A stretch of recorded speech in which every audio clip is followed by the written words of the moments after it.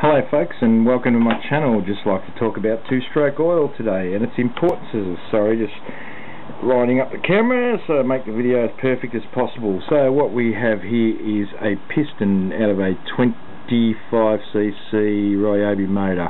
As you can see, machined a bit off the sides, the top, because I could.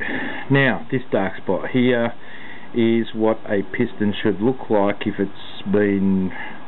the engine's been properly serviced with two-stroke oil when you put it in the fuel, blah blah blah. As you can see, there are a lot of vertical score marks, and they are at probably 90% of the way around. This piston was seized and the ring was broken. Now, the reason you use two-stroke oil, you have on the crank itself, you have roller bearings in here, they need lubrication. You have roller bearings through this shaft, they need lubrication. This piston is aluminium, it transfers heat quite quickly, and the oil stops it from overheating, and then you don't get any problems with the alloys used. Next thing I'd like to speak about is the oil itself. Any oil, $10 a container. I do not work for Penrite whatsoever. I do not promote Penrite, but I've had this container for quite some time now, probably a year, and just for use for my whippersnipper. And in a year's time, I've probably gone down 1 to 300 mil of oil, and then I've bought this container. It has two lines, one for petrol, one for oil. I usually go a couple of mil below the petrol, a couple of mil over the oil. Just makes it a bit smoky, but it looks after the engine. Number 3, if you have no knowledge of pulling engines apart of this size, or any engine whatsoever, don't do it, because you will just kill it. Now, what happened here is, obviously, you have a keyway here.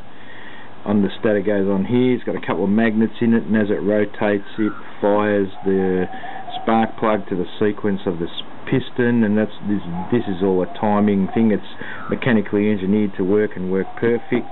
The person who pulled this apart obviously thought that the centrifugal clutch unit was pressed on when it wasn't. It was actually threaded. If you have a look as I rotate it, you can see the crank is now bent. What they did is they clamped up the clutch in a vise, and they started hitting this, and it bent the shaft. So number 3 is, do not pull these apart unless you know what you're doing. The only pressed things will be the bearings to the crank through to the camshaft. There you have the journal.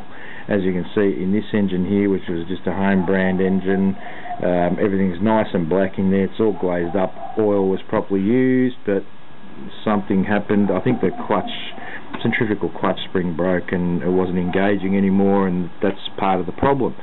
The cheaper you buy in anything, in oils, petrol, machinery, tools, this is the end result. Now, I do not do this for a job, but I know how to do it. I've done it many times. I do not do this for the public. I usually do this for friends, and in return I might get a 5-litre cask of wine, Lambrusco. Cheers. Always nice, that stuff. So, do not think that by putting petrol in she'll be right this time. You're only creating yourself problems. These problems are quite drastic. Cost my friend, I think, the best part of $23 for me to fix his engine. If I was to put allocate hours and money to it, 3 hours at $50 an hour, $150. You can buy a new unit for $150 these days. What happens then is, oh no, I've had a two-stroke before, it was shit. It was only shit because you didn't look after it. So, look after your equipment, mix your fuels properly, buy the right oil, and don't touch it if you don't know what you're doing. It stops a lot of problems, and just because it went wrong, didn't go wrong because of you, it didn't go wrong because of the machine, it went wrong because of you.